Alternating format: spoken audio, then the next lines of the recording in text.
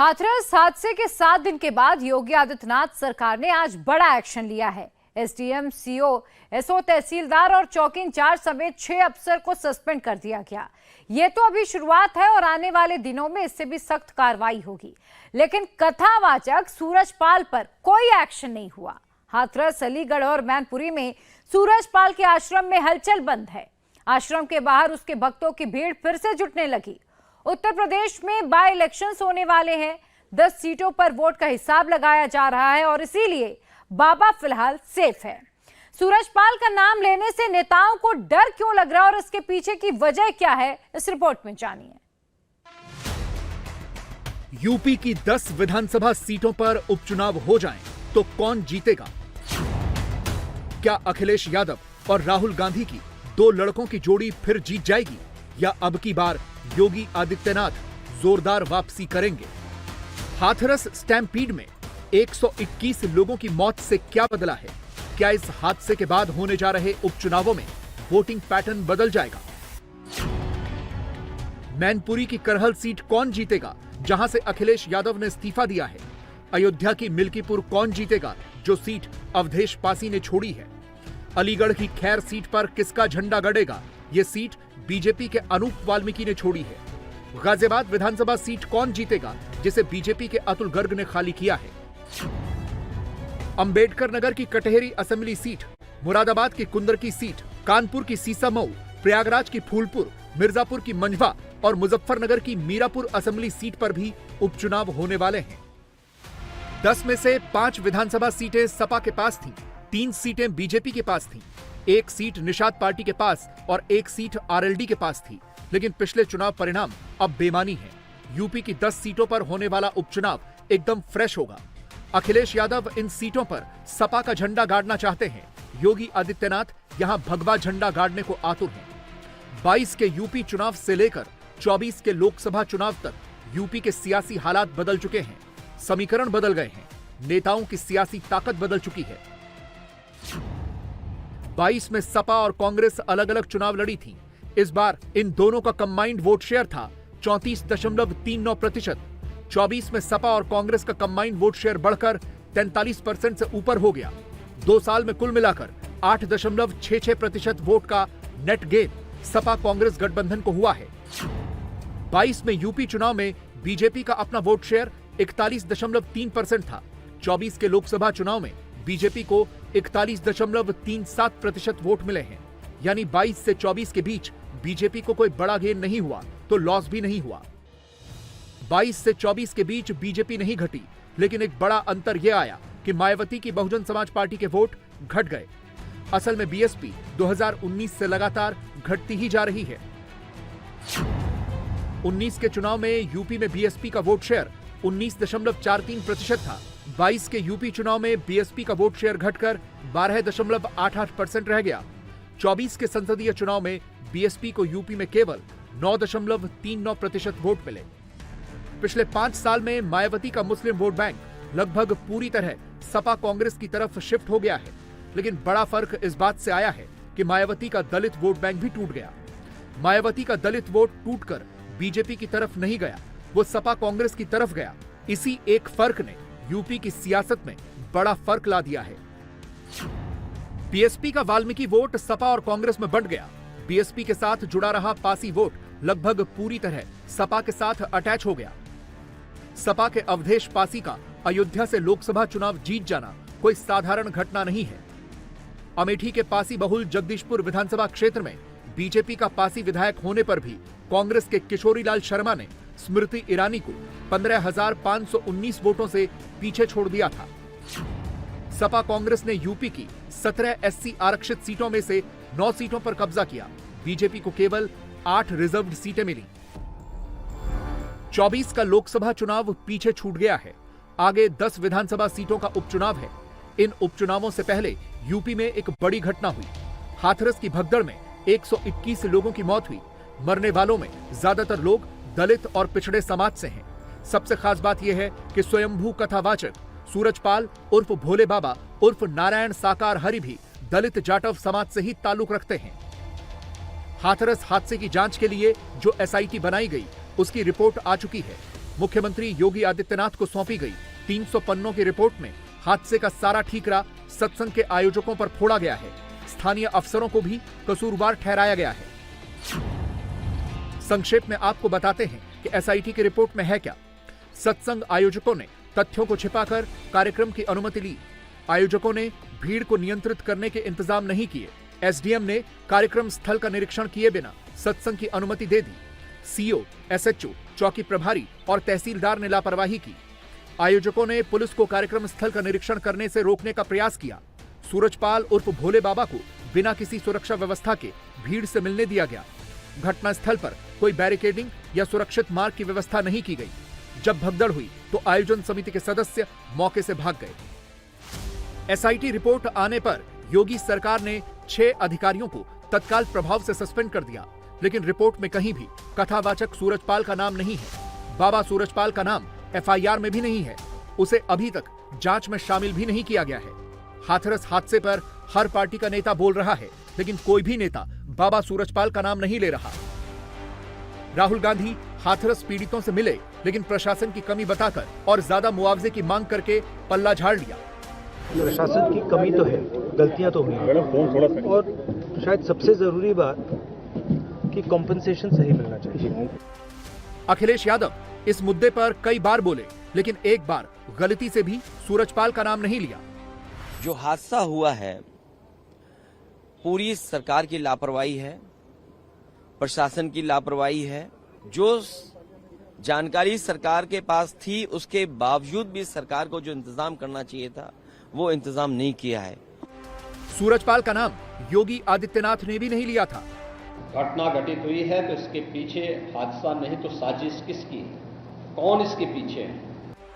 नगीना के सांसद चंद्रशेखर आजाद रावण ने जरूर बाबा का जिक्र किया, लेकिन नाम उन्होंने भी नहीं लिया।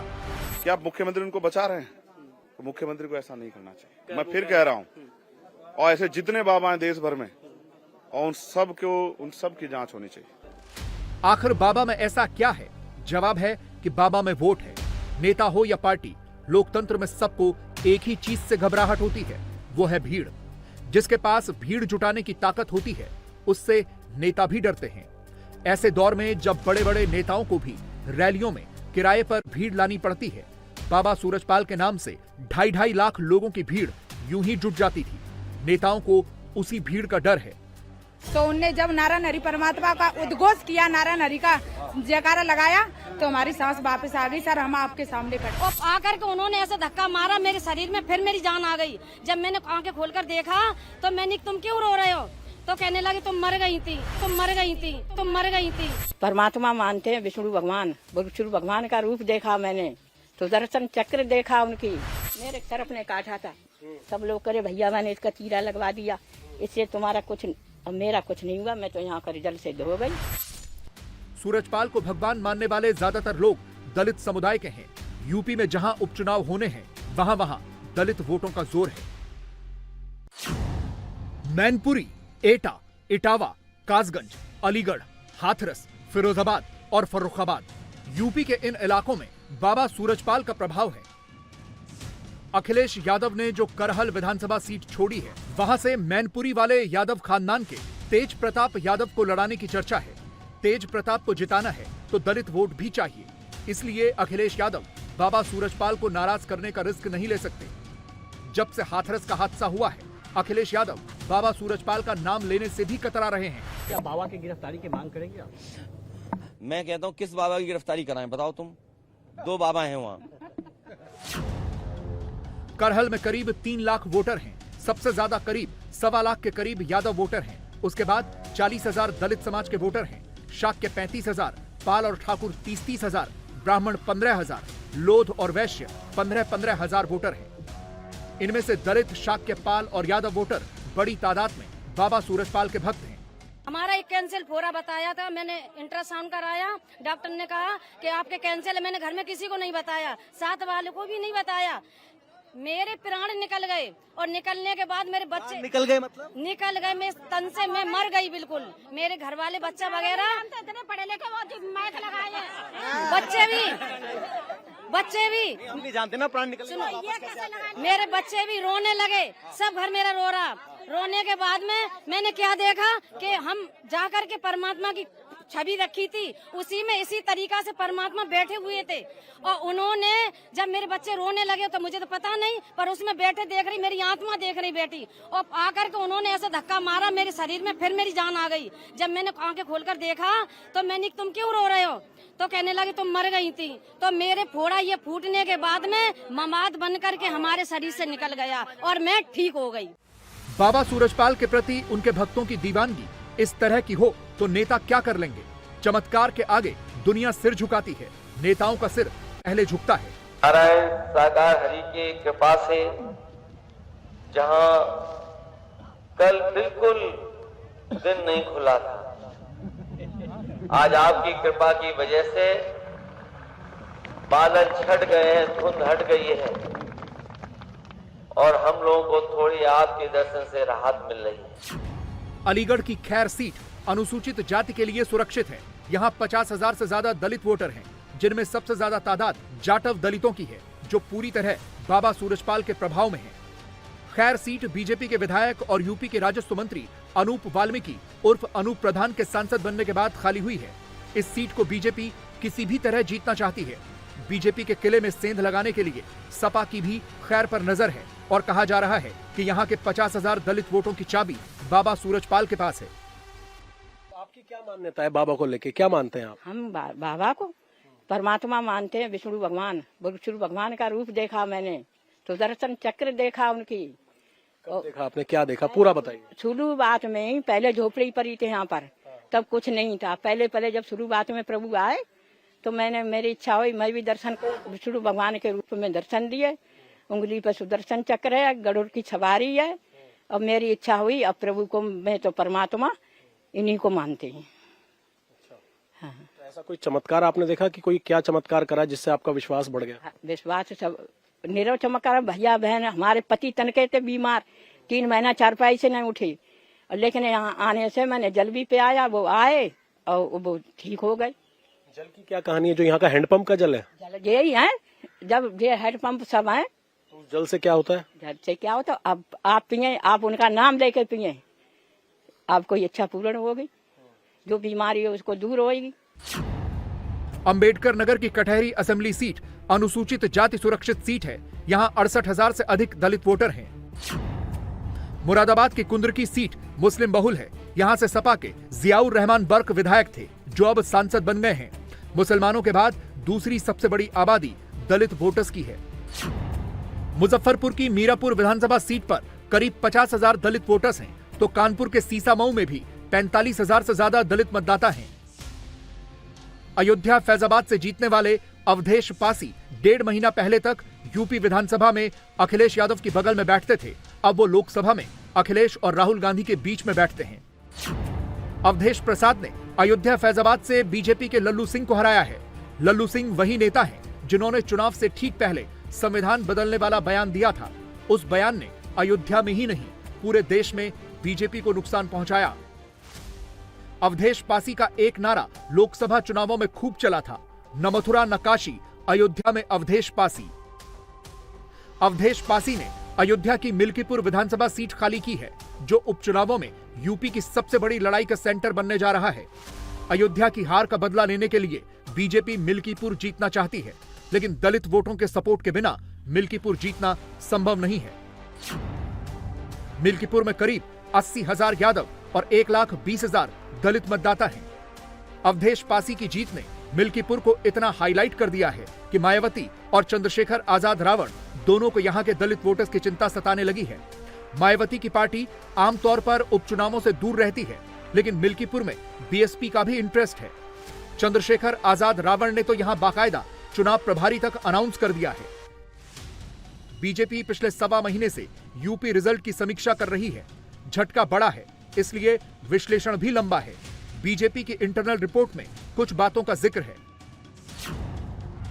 संविधान और आरक्षण पर पार्टी के नेताओं की बयानबाजी, प्रतियोगी परीक्षाओं में पेपर लीक, सरकारी विभागों में ठेके पर भर्ती, सरकारी अधिकारियों के रवैये से कार्यकर्ताओं की नाराजगी, पुलिस थानों में बीजेपी कार्यकर्ताओं को तवज्जो नहीं मिलना, ठाकुर बिरादरी के वोटर्स का मुंह मोड़ लेना, कुर्मी, कुशवाहा और शाक्य जैसी पिछड़ी जातियों की उदासीनता, मुस्लिम वोट बांटने में बीएसपी की नाकामी और पासी और वाल्मीकि जैसी दलित जातियों का सपा कांग्रेस की ओर झुकाव। प्रशासनिक स्तर पर योगी आदित्यनाथ जो उपाय करेंगे उसका असर दिखने में वक्त लगेगा, तब तक उपचुनाव निपट जाएगा। ऐसे में यह कहना गलत नहीं होगा कि यूपी के उपचुनावों में इस बार सबसे ज्यादा दलित वोटों की लड़ाई है। बीजेपी और सपा दोनों पार्टियों के बीच वोट करीब करीब फिक्स है। एक दलित वोट ही स्विंग कर रहा है। ये स्विंग जिधर हो गया उधर ही जीत हो जाएगी।